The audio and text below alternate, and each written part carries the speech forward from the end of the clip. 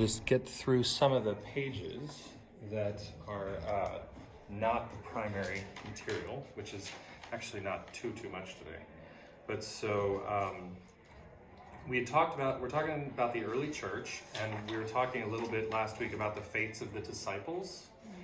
And so on this page is a chart of the different disciples and apostles, kind of the primary ones. And the 12 and some other folks as well down there at the bottom, and their fates. So at your leisure, you can kind of look through there. There's a lot of sort of grisly, horrible stuff. Yes. Lots of crucifixion, lots of beheading, lots of burning, and Divorce.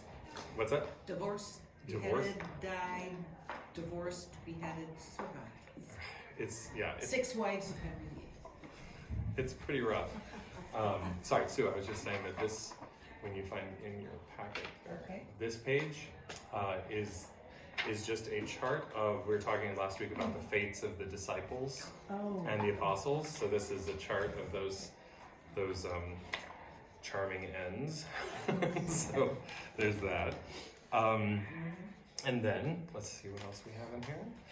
Because we're talking heavily about Paul today, there's a map of his travels, and if it's a little hard to read, I am going to be sending out an updated PDF that will be in color, so it'll be a little easier to read maybe on your computer.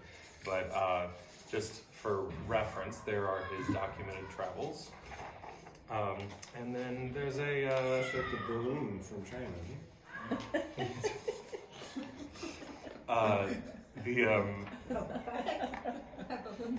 It's like the balloon from China. Yeah. And then there's some vocabulary. This may be a bit of a. Some of this may be some repetition in here because I'm sort of going back and forth between updated stuff for this particular class and some existing material from the confirmation class. So you may see some words on here you already have on another list or whatever. But it's just little helper vocab. You can kind of again peruse at your leisure. And then, one thing we're going to be talking about today is questions like that, because the early church is really a story of not just the spread, but also the way that it was like people had questions and the way that people were formulating answers to those questions. Most notably in today, we're talking about Paul, but he wasn't alone. But he is the primary focus. So one of the things I wanted to point out with this last handout is that at the end of the day, there's a tendency among professing scholars, and by professing I mean people who they're believers themselves. They're not just scholastics. They're not just academics, but they themselves believe.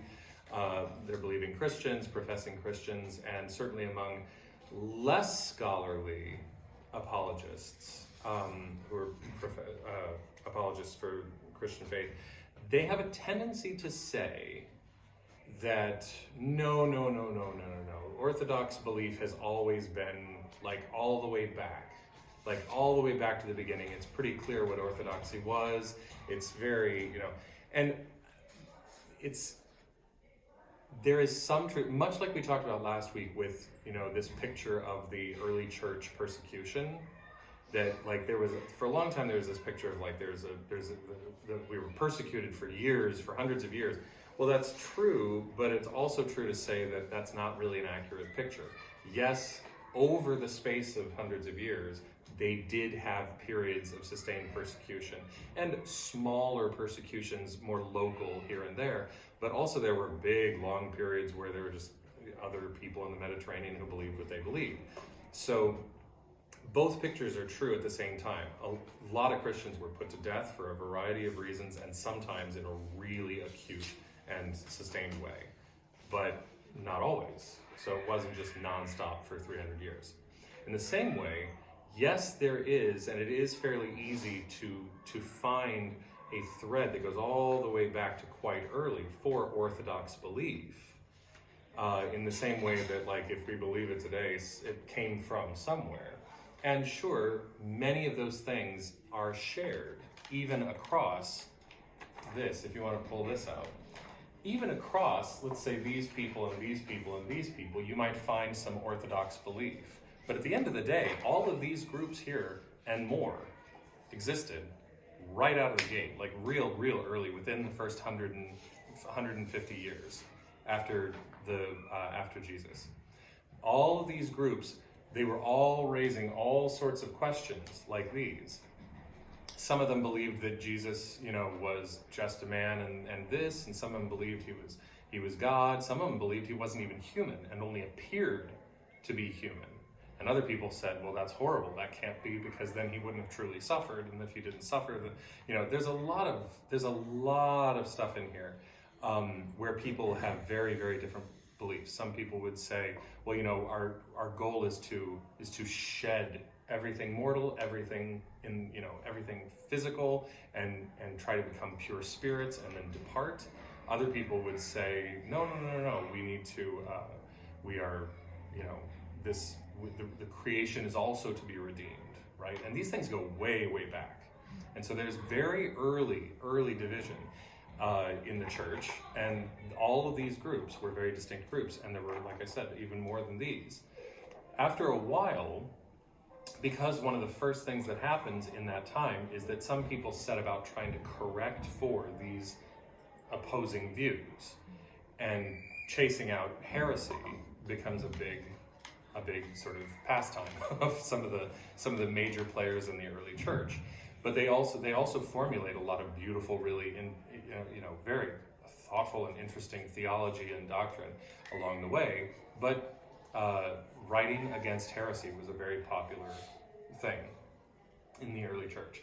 And gradually it sort of narrows down, which is why I call it an ecclesiastical bow tie, because it kind of narrows down to just a small handful of what would be called small c Catholic churches. Yes. Oh, thank you. I have a call. Yes.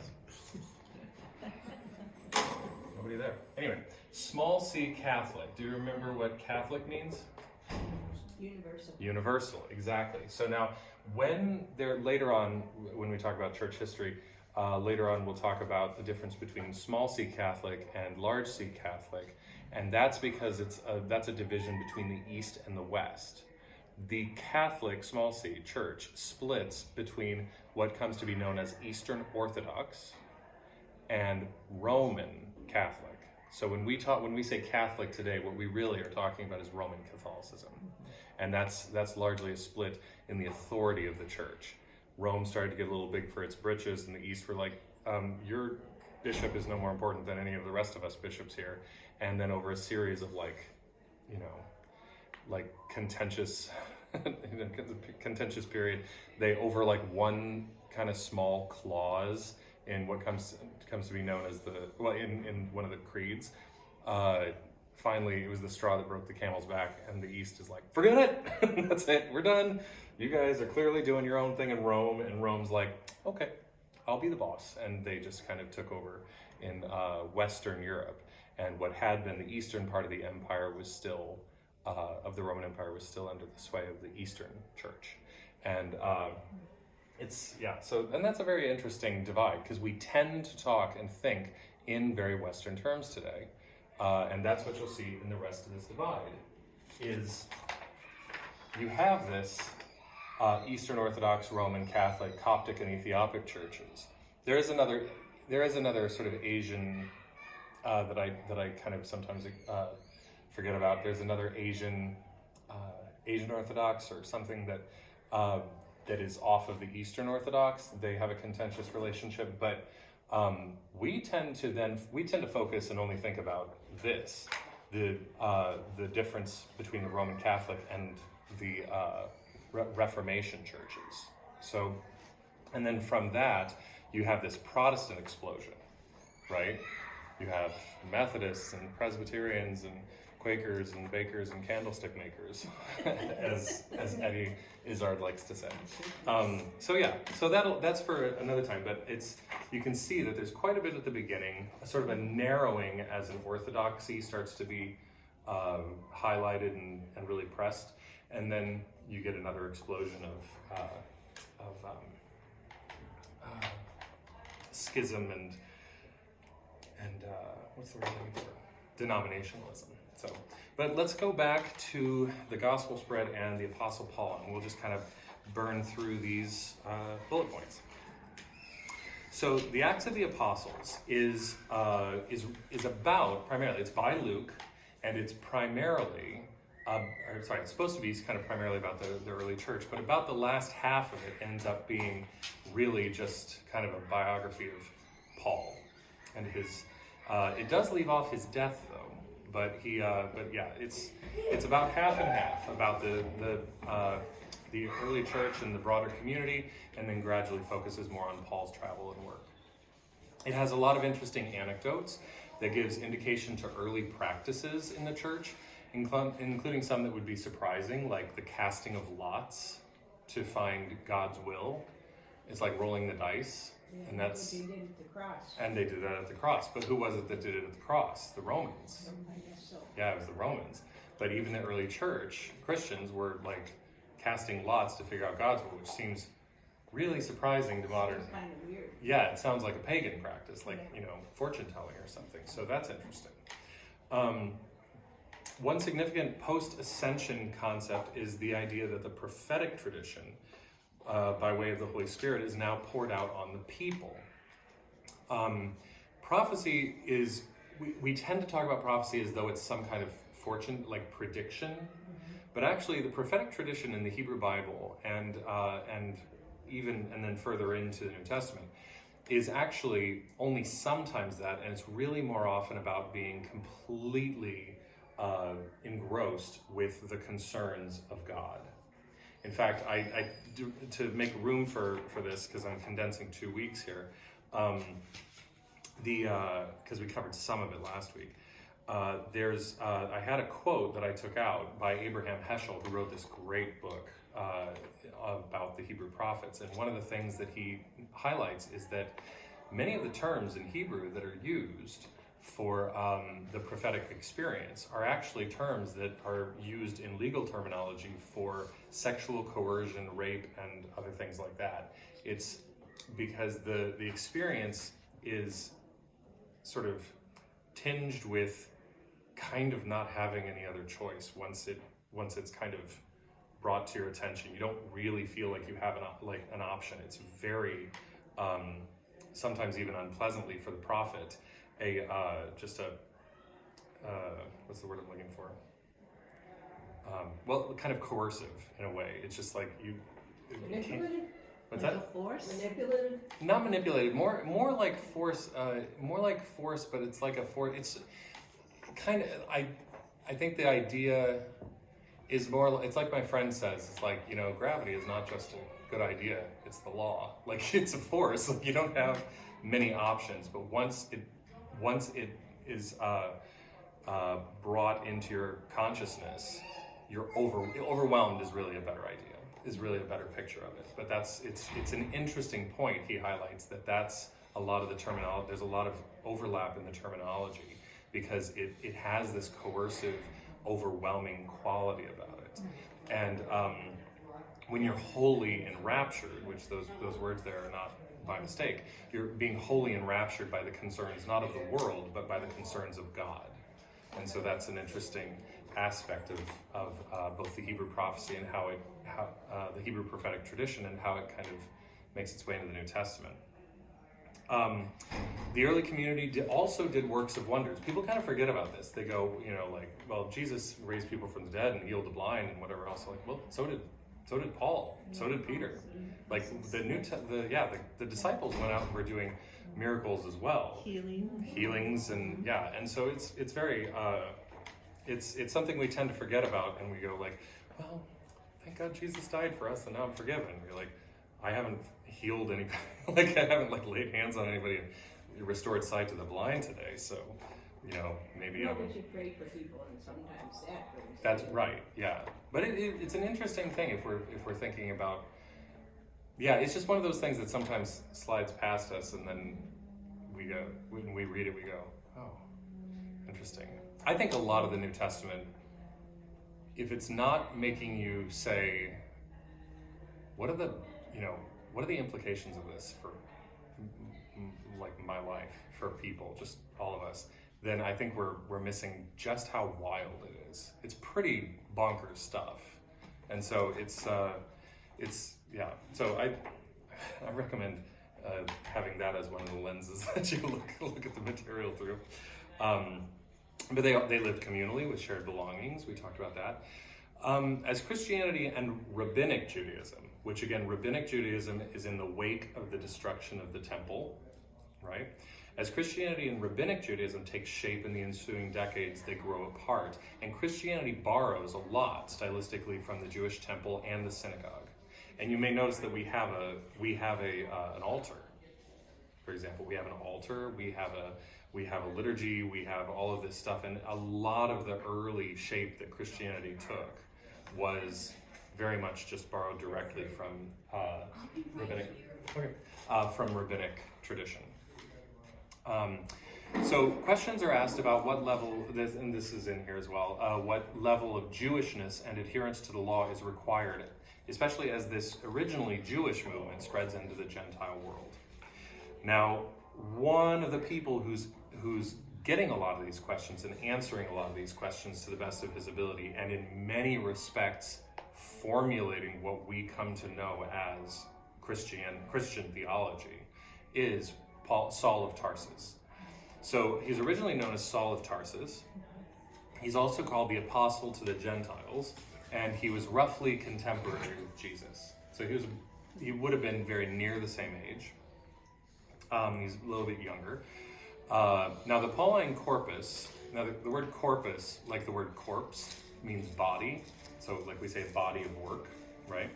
The Pauline corpus is almost universally considered by scholars to be the earliest of the Christian documents. We don't have anything earlier than Paul's letters.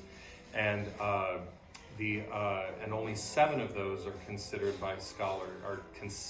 by scholars considered to be authentically his. The remaining six are somewhat debated, whether they're directly by Paul himself or whether they're ascribed to Paul and written by disciples or things like that. The Book of Acts and Paul's letters are our primary sources for his biography, and they're not without discrepancies in some cases.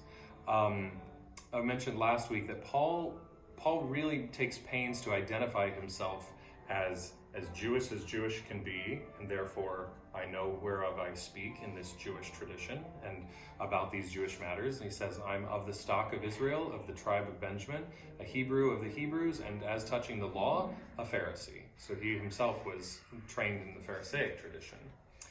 And nor did he consider that to be a particularly bad thing. We hear a lot about, the Pharisees and the Sadducees and the scribes in the gospel, but he doesn't seem to think that being a Pharisee or trained as a Pharisee is a bad thing.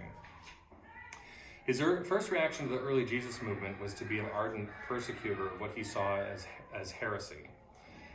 He himself never met the living Jesus and only experienced Jesus in a resurrection vision. And he asserted that he received the gospel not from man, so not by his interactions with the other disciples or apostles, but he learned it directly by a revelation of Jesus himself. So one of those discrepancies, for example, is that in Acts, Paul goes on to immediately do some other things immediately after the vision, among other people. But he doesn't account for what Paul describes as himself going for a period of time into Arabia and having some time kind of on his own for whatever reason, maybe to meditate on this vision. Acts is written by Luke, who is sometimes, he's believed to have sometime been a traveling companion of Paul. I believe Paul refers to Luke in his letters, gives a very detailed account of the event, including Paul's being struck blind by his vision of Jesus. But Paul himself only speaks in his letters of Jesus as having been revealed to him, as he had been to the other disciples. And he says first to so-and-so, Jesus appeared to them, and then he appeared to them, and then he appeared to those people, and then he finally appeared to me as to one untimely born. So he's like, and last of all, he appeared to me. Paul made use of his Roman citizenship in his travels and in his scrapes with the law. And he made use of the relatively new phenomenon of widespread Roman roads to travel around the Mediterranean, establishing churches in various locations. He was probably exposed to because we believe that he was from Turkey, in Tarshish, and we think that because of where he was probably exposed to a lot of educational opportunities, because that town had a famous university. And during his education in Jerusalem, in the sphere of Gamaliel, in the Hillel tradition, he'd probably he does reference some famous Greek philosophy and things like that. So he shows signs in his letters of actually being fairly well educated in things beyond just Jewish tradition, which makes him particularly good at reaching out to Gentile audiences. As he travels around, he's able to speak cross-culturally and help people from various backgrounds to understand what he's trying to get across. I said this is reflected in some of his allusions in his writings to Greek philosophy. But despite his being probably fairly well educated, he used a family trade when he traveled, and he was in tent making. He supported himself with this. He had a lot of incidents of being imprisoned. They tried to stone him. He was persecuted. He had travel issues, including a shipwreck. Maybe, did he have 2 shipwrecks? I mean, like in the travels? Yeah, I mean, do. at least 1, maybe even 2. I think he had 2. Yeah, but he he managed to found a lot of churches around the Mediterranean in Europe and Asia Minor. Now, people don't know. We do know that he planned to go as far as Spain. There's no evidence one way or the other that he did make it, but there are some people who think he did. Some scholars would say, I think he did make it to Spain, and other people would say that they disagree, but we just don't know for sure. But we know he definitely wanted to. It's often said by people, they want to know, what would Christianity be if it weren't for Paul and his influence? Because Paul's ministry and influence was by far he was the furthest reaching. He established, as far as we know, the largest number of churches, and he wrote a ton of letters. And a lot of the things that come out of that, including the early church fathers and things like that, are very often from those communities. And we hear less and less about the communities associated with Jerusalem and the other disciples. And so it's always sort of this question, what would Christianity have been minus Paul? And how much of Christianity, in terms of its doctrine and in terms of its belief structure and content, is really owing to Paul's working out answers to the questions that are asked of him by these communities? How much of it is just his theological, conceiving? So, I'm going to close this, because as much as I like the Beauty and the Beast music, as we said, through the dissemination of his letters, Paul made a dramatic impact on the developing theology. 7 of the letters, as I said, are definitely attributed and undisputed by scholars. The remaining 6 are debated largely because of subtle differences in tone, differences in thought and language, the language that he uses. It suggests that not all of them might have been written by Paul. Now, there are more conservative scholars who would say, and there's one that I like, named Luke Timothy Johnson, who believes that all of them are written by Paul. And but admittedly, he's fairly rare in this, to believe that all 13 are by him. One of his basic argument is that in the same way that you have the way I speak in a job interview, the way I speak to my grandparents, and the way that I speak to my children, and the way that I speak to my friends, and then the way that I speak to my friends after a few drinks, or whatever it is. You know, this question of like, are there different settings where you adopt different tones and where you might even use different language and different grammar? And so he thinks it's largely a rhetorical factor. And he makes a really, really good case for it, but again, he still is in the minority. But even if you leave aside the question of exactly who authored them, they still appear to come from a Pauline tradition, number one, and number two, you can still track the thinking that is happening in that group of people, those people who are, again, continuing to try to answer some of these questions, especially questions like, well, originally you told us that Jesus was coming back soon, like real soon, and like, when's he coming? Because like, I just had 3 family members die and I thought we were all gonna be, you know, whatever. And so in some of his letters, his authentic letters, I believe, some of them, he starts to answer those questions. They continue to be answered, if not by him, then by his disciples or people affiliated. So we can at least track the thinking and the questions that are being raised by the Pauline material. He insisted that his doctrines were in keeping with those of the original disciples. An incident of an argument with Peter in Antioch. I said Antioch, Syria last week. I mentioned Antioch in Syria, but that's because at the time Antioch was in Syria. The borders have shifted these days and in recent centuries, and Antakya, which is what Antioch is now, Antakya is in Turkey now. So if you look for it on a map, you'll see that it's in Turkey. But an incident of an argument with Peter in Antioch, and splits with Mark, who was also a traveling companion, and his longtime traveling friend and partner Barnabas, over points of doctrine, suggests there were at least some doctrinal tensions, and comparisons with the letter of James are pretty common. The people like to pit the letter of James against Paul's material. So even though he insisted that his doctrines were in keeping, you can tell even in his own letters that there's tension arising between himself and the Jerusalem church, and he's always having to validate. Like, there are people who are coming out, delegates who are coming to churches that he's established to go, okay, let's see what's been going on here. And they go, Paul told you this? What did they tell you? No, you needed this. And he writes back, he goes, don't listen to them. He goes, he says, you know, this is all, what I've told you is true, and they're just trying to make you too Jewish and whatever else it is. So these, you know, but he does take pains to say that when I started out, I first submitted myself to James, to the pillars, to James and to James and Peter and John. And we talked for a long time, like 3 days or something, and we talked for a while, and they said, okay, I mean, as long as you tell them that, that'll be fine. But I was given the okay to be the delegate to the Gentiles, that I was going to go, you know, out to the Gentile communities.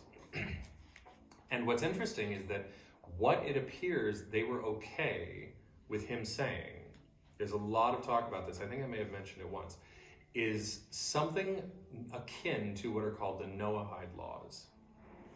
So if you look, if you Google the Noahide covenant, as it's articulated in Genesis, but also in later rabbinic tradition, the Noahide covenant is a pre-Abrahamic covenant that God makes with people, just humans. And there are certain things, it's like, as long as you do this, and as long as you do that, and that'll be okay, that'll be fine. And so many people have observed, and they think, it appears like what Paul was saying and what the Jerusalem church agreed to is that if you go out and tell all of the pagan people that basically the Noahide covenant is okay, is that's what God wants, then I think we're all on board with this. And maybe they don't need to be quite so Jewish, and we have our things and they have whatever. So it's interesting to revisit the Noahide covenant. So anyway, Paul appears to have very nuanced feelings about the Jews as the chosen people. His theology seems to acknowledge their unique position while periodically appearing to undermine it in order to be more inclusive. And he seems very ambivalent about it in many respects. And you could find one scholar who's like, I don't know, he's very pro, and then other people go, yeah, but he said all this, right? And I think what it points to really is where Paul was existing. He was living between two worlds where he's trying to expose this thing that he wants to both validate, to substantiate it for the listening audiences, but also say, but you're all involved and included in this. And so Trying to they're find like, the balance. yeah, he's trying very desperately to strike a balance that's hard to strike. And he also went through a transformation himself. Because having taught feminist theology at the seminary for a while, there's a rehabilitation of Paul's letters that is that same struggle. And he's finally getting, I think, what Jesus' message was. And it's just like if all of us, when we find a new idea, I can only equate it to like John, you were Catholic, so all those things that you were ingrained, and then you have to kind of let go and keep a few of them. You know, Sarah and I talk about our Lutheranism, but moving in a different direction and seeing, oh yeah, that's pretty good. You know, this new thing, and then trying to get, like United Church of Christ has really great, I'd say theology, you know, but so Paul probably went through a lot of that transformation throughout his letters, and as he met new people. Yeah, and also he also says, you know, I think I said this last week, I became as a Gentile to the Gentiles, and I remained as a Jew to the Jews, so that I could have whatever it took to get the message out. And so he demonstrates a fair amount of personal flexibility in this regard, but he consistently subordinates himself to the Jerusalem church. And when he goes back to Jerusalem, at one point he goes into the temple and performs all the ritualistic stuff that he's supposed to do to demonstrate his steadfastness and determination to. And so it's very interesting. But there are also things. But that's also Jesus too. I didn't come to abolish them. I came to Fulfill. Yeah. And this what you were talking about, the role of women, and this is another thing in here. This is another bit that is tricky about which letters are written by Paul, because people sometimes take a look at some of the letters by Paul and what appear to be the views on women, and they go, that does not appear to be like the other 7 letters. And one of the Timothys, I have to look that up. Some scholars think that one of the Timothys may have been written by a woman. Oh, really? That's interesting. I have to look that up. Yeah, and so it's very interesting. So there are some things that are in, I think, was it in one of the original letters where he says, keep their heads covered. Yeah. But and it was just from church. Right, but what's interesting is that somebody else has pointed out, they were like, one of the reasons for that is not to subordinate women, but to make men and women less different, because lengthy hair. And so in fact, when you're in church, and interestingly, it also says to not tempt the angels, which takes us back to Genesis 6 and the idea of the angels, and so this idea of actually that what the head covering does is not put women in a subordinate place, but actually level the playing field so that it's a sort of unsexed congregation.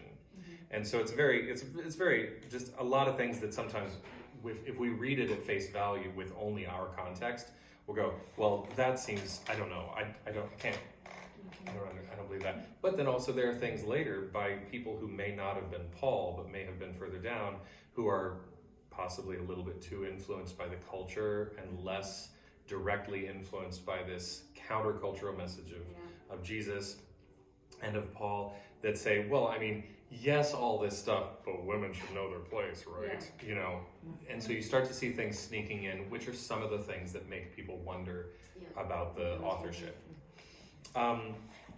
Let's see, Though differing views abound, at least one view of Paul's teaching on the subject of women in society, slavery, and sexuality, whether homosexual or heterosexual, is that these views, that what he proposes is not so much that it would be an immediate revolution of the current societal standard, but would lay the groundwork for gradual change over time.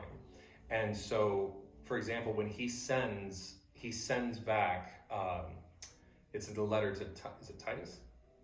He sends the slave back to, Philemon.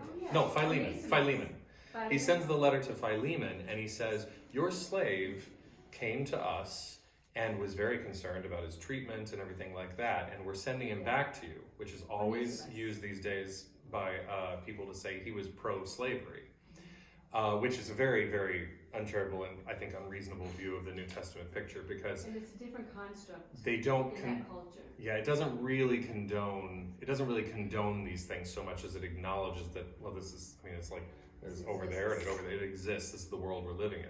Yeah, but didn't, when he sent back, didn't he say to let him free? Well, what he said was, you treat him like a brother. Mhm. Everything that he told him in terms of how More or less free him as a would slave. it would certainly lay the groundwork for eliminating the kind of relationship that existed between slaves and masters. So in many respects, a lot of people have observed this and said that it's less about an immediate revolution and more about about changing people such that these things it lays the groundwork for real lasting, enduring change. Like I keep saying, I refer to these study Bibles. The introduction to Philemon, that one, that letter was delivered by Onesimus. Mm-hmm. And evidently it says a slave who had emancipated himself and whom Paul was sending back to his master as the law required. And then further down, like you said, Paul doesn't address the general question of slavery, but he also knows that there were severe penalties to a slave who had returned. And that's one of his, like, look, you say you're a Christian and this person comes back to you, I'm sending this person back to you. You're not gonna be treating them that way. Yeah, So, because they were treated properly.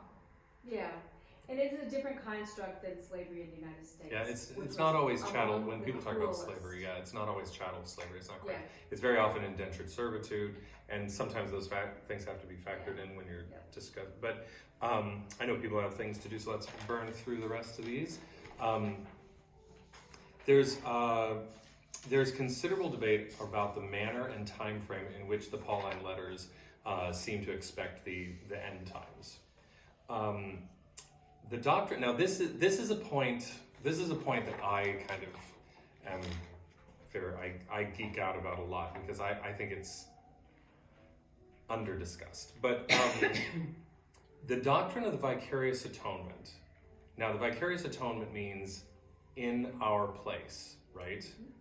There was an atonement, this reparation of the relation between God and man by virtue of Jesus taking a punishment in our place. And if you ask, this is another, because we talked about the Eastern Church and the Western Church. If you ask a lot of people off the street, particularly of a Protestant flavor, if you say, what's the gospel message? Well, Jesus died on the cross to save us from our sins. What's really interesting is that that's not even, for as much as we proclaim to be Easter people, there's no mention of the resurrection in that, right? Which is by far the weirdest part of the story, right? Oh, he came back from the dead. That doesn't happen. Like, people don't do that. People don't come back from the dead.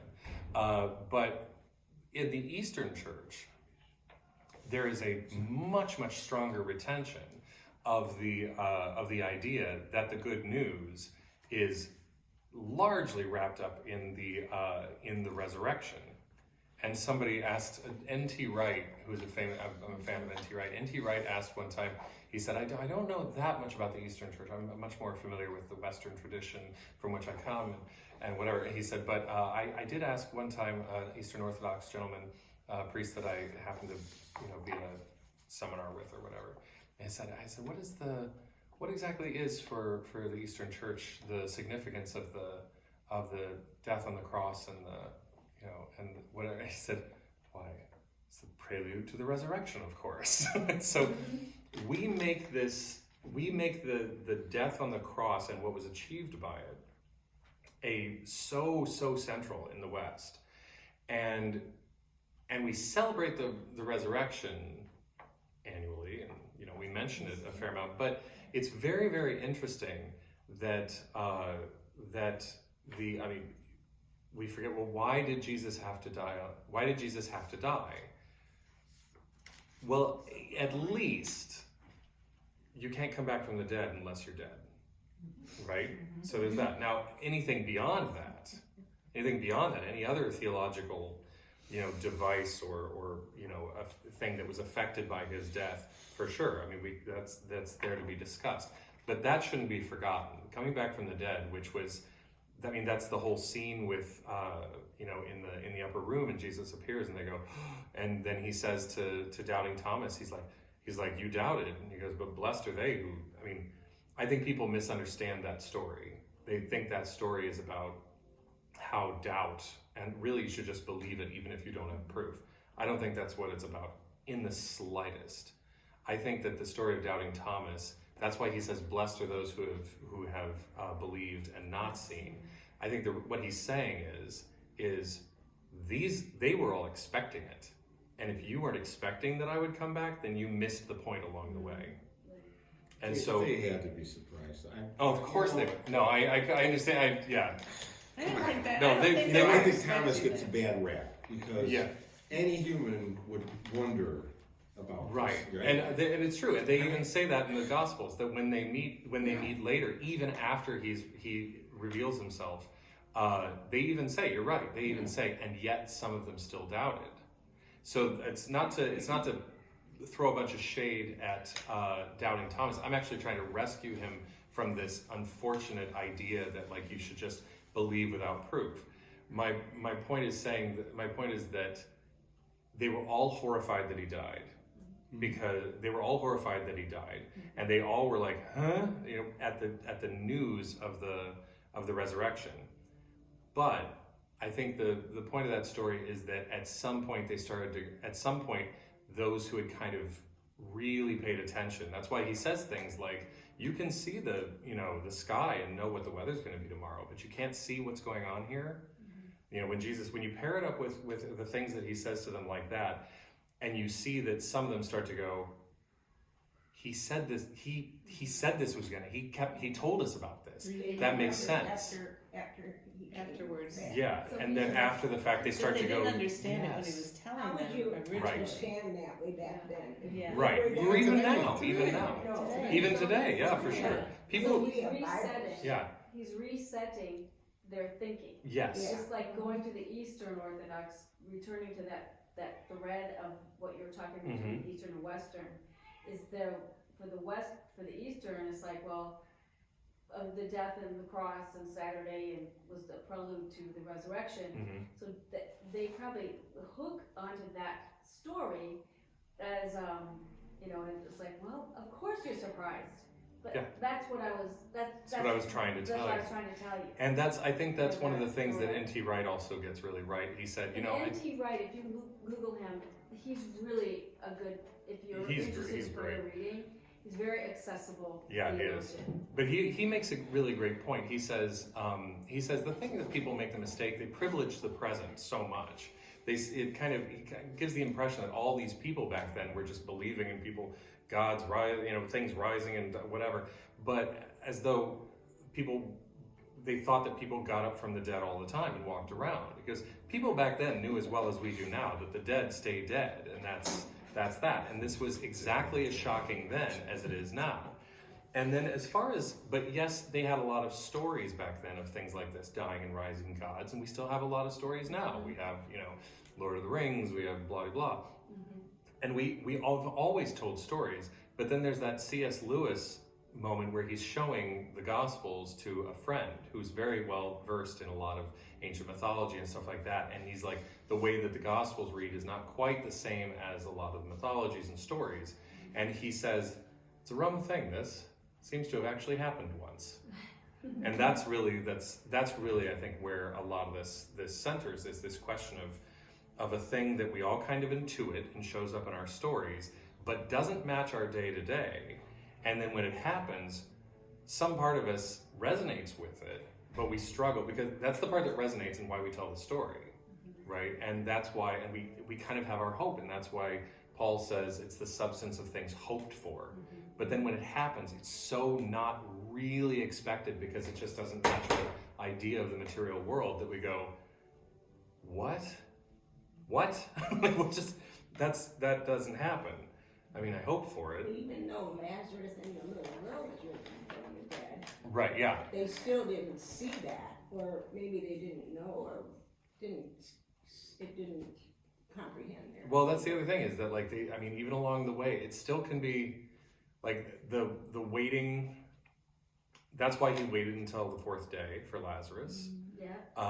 And So he really smelled that. so he really smelled Yeah, that. And that was Yeah. the point. Yeah. Well, let me get back to this so we can wrap this up. Yeah.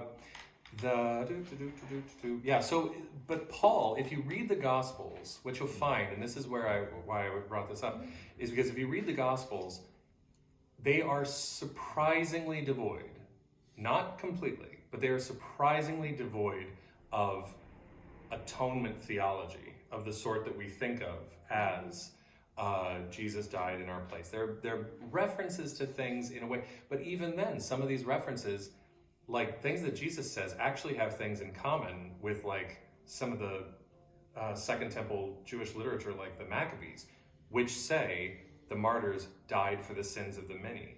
So it's very interesting to see how little, just how little there is compared to Paul. Paul is really the one who develops, and that's not me saying Paul is wrong, but Paul really is our primary source for a lot of the theology around atonement, the sacrifice, and things like that. He's the primary source for it. There's also the Christus Victor, Mm-hmm. where Christ is victor. Yeah. there, which is a little bit more. It's a little different from glorified sacrifice, yeah. than that. It's basketball. I was gonna, I knew there were references, resurrection is not, you might have touched on this, but resurrection is not a new concept to Jewish faith.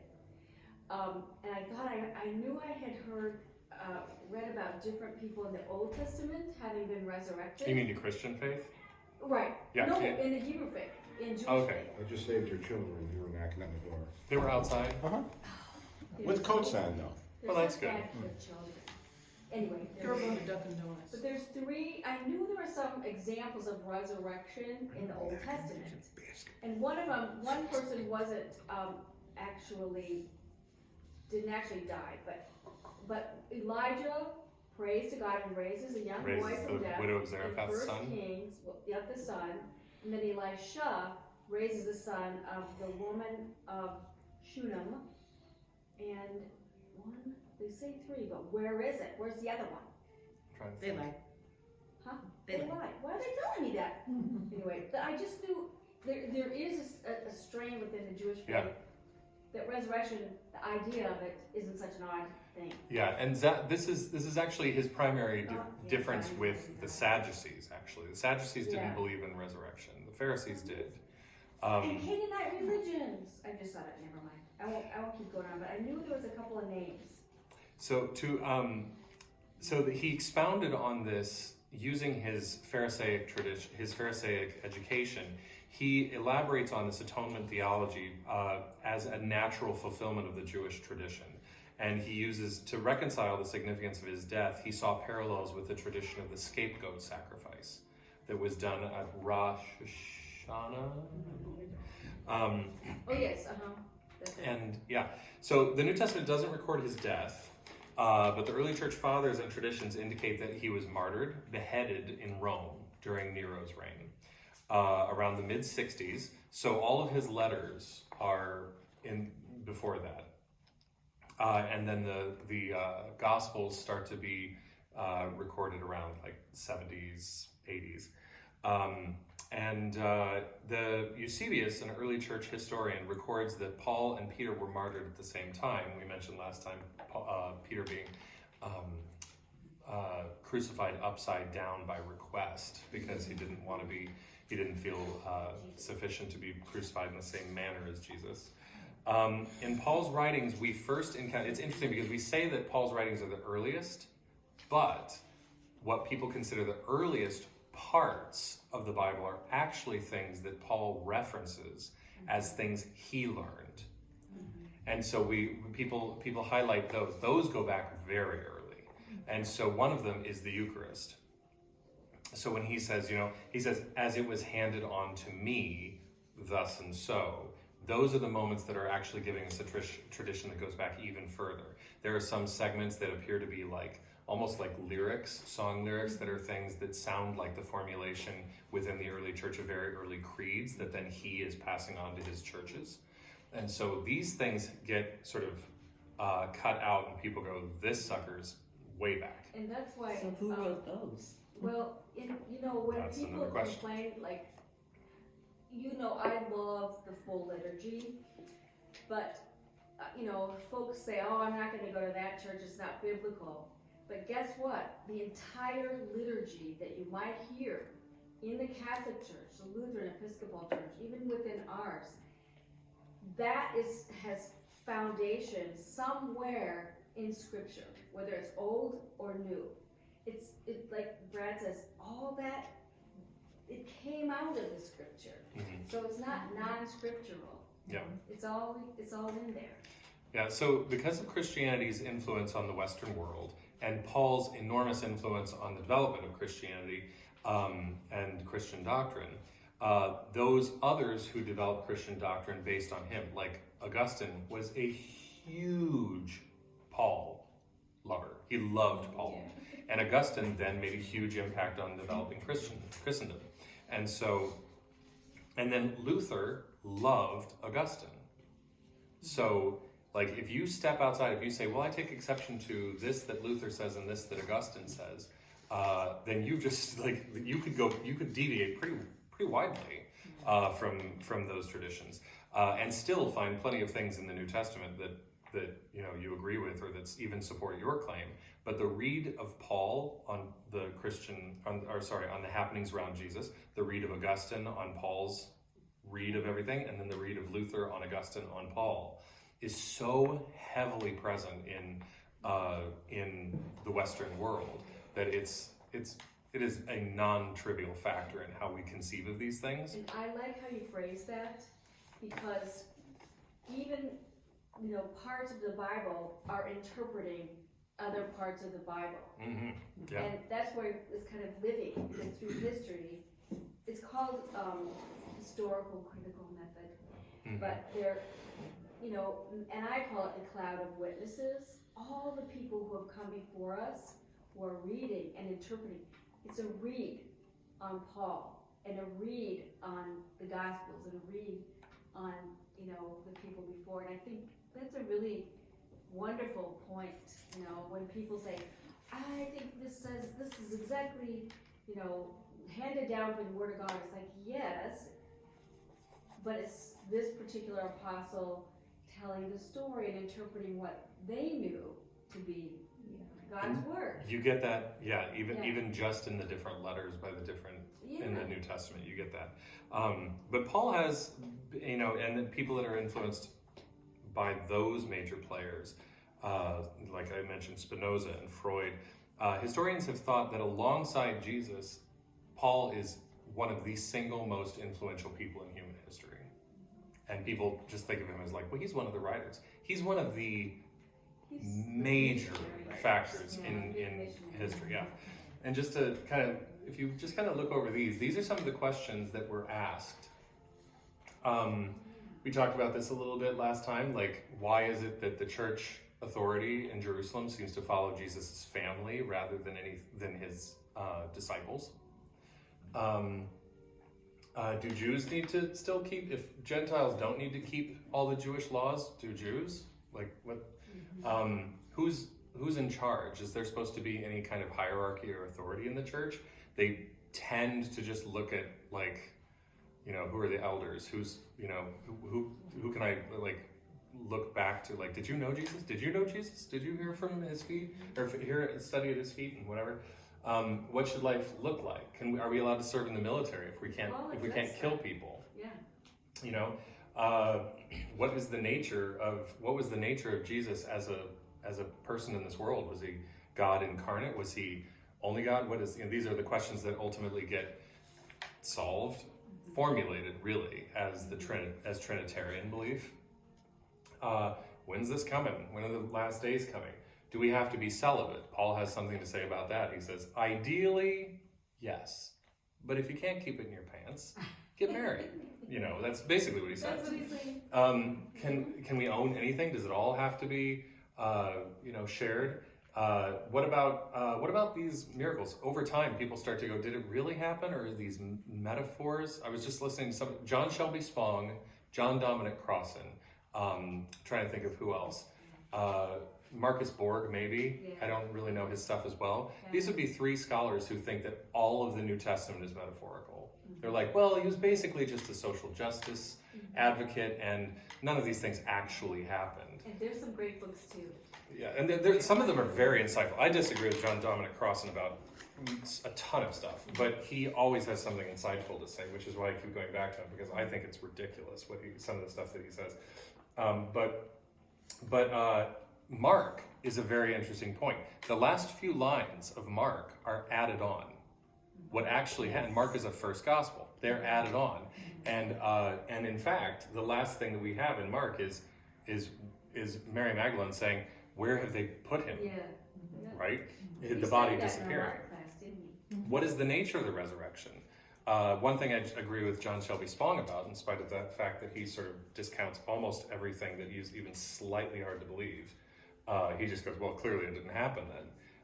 One thing he does highlight, which is a good point, is that the resurrection is not super duper clear. It almost takes pains to say that, yes, he was there, he ate with them, but he could enter through locked doors and suddenly disappear. People could walk for miles with him without recognizing him, but then he would eat. They could touch him. So what is the nature of the resurrection? It's very, very strange. And Paul has something to say about that. What is the difference between a body and a glorified body? And we shall all be changed in a moment, in the blinking of an eye, in the twinkling of an eye. And that's a really Incorruptible. great distinction to make for Christians, a body and a glorified body, because it's not within our Judeo-Christian heritage that there's a split between the body and the soul. That's Greek, isn't it? It's a Greek configuration. Well, actually, that's like an overlay. yes, yeah. Body and soul are basically being, like your entire Right. being, which includes your body. Your nephesh Yeah. is the Hebrew, and that's your soul. So a human soul is a human being, but a spirit is a distinction. Soul and spirit are not the same thing, even though we tend to say soul and spirit as interchangeable words. Spirit is a very different thing, but it's not like ghostly. It's not like vapor. It's not like a shadow of a person. It's actually more real.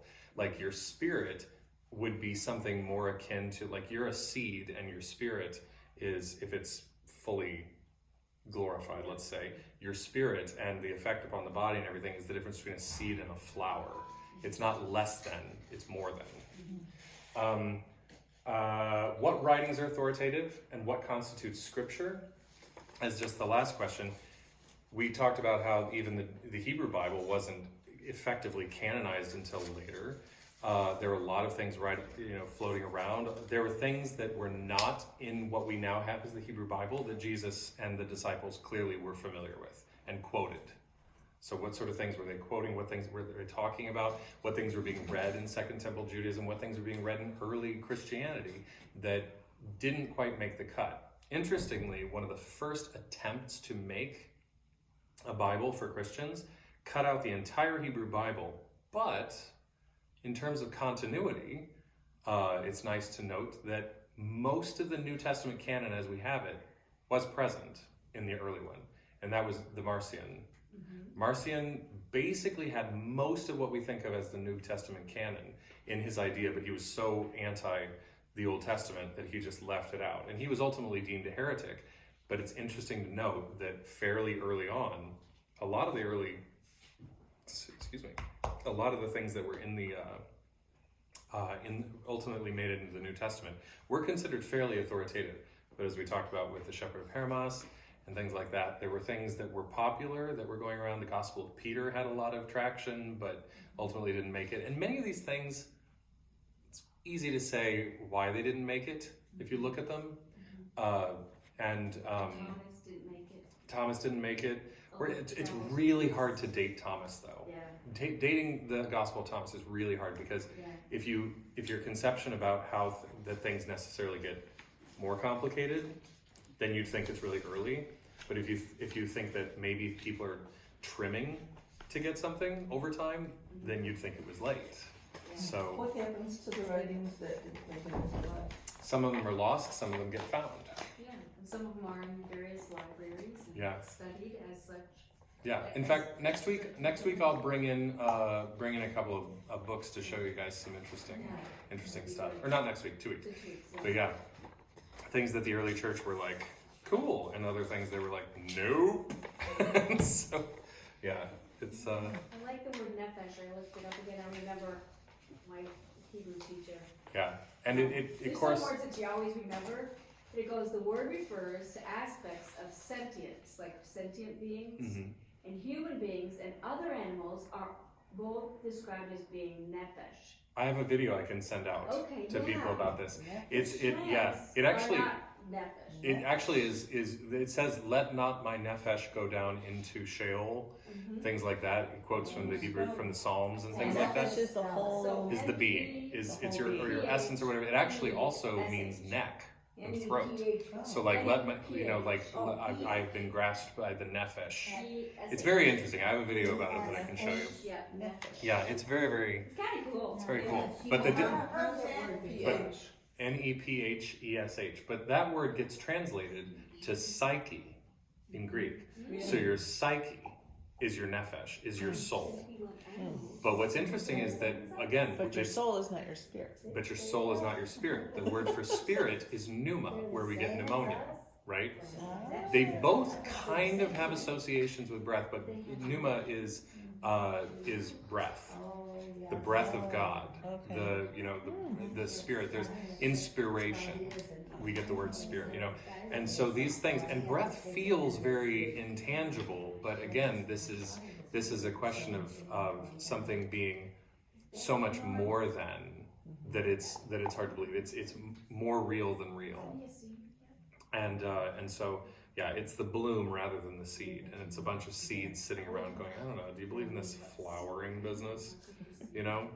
And so it's very different. But so pneuma or pneuma is the word for spirit, and it translates into spirito in Latin, and soul is psyche, translates into. You said this once before. In Latin, early it's in our class, early in the series. Yeah, in Latin, Soul. soul is Yeah, what is soul? why can't I think of it? Anima. Oh yeah, that's right. Yeah, That's anima. where we get the word for animation. To animate, and that goes back to being, because anything that is alive and has being is animated, Yeah. right? That's your And that's why it's like animal without the L. N-I-M-A.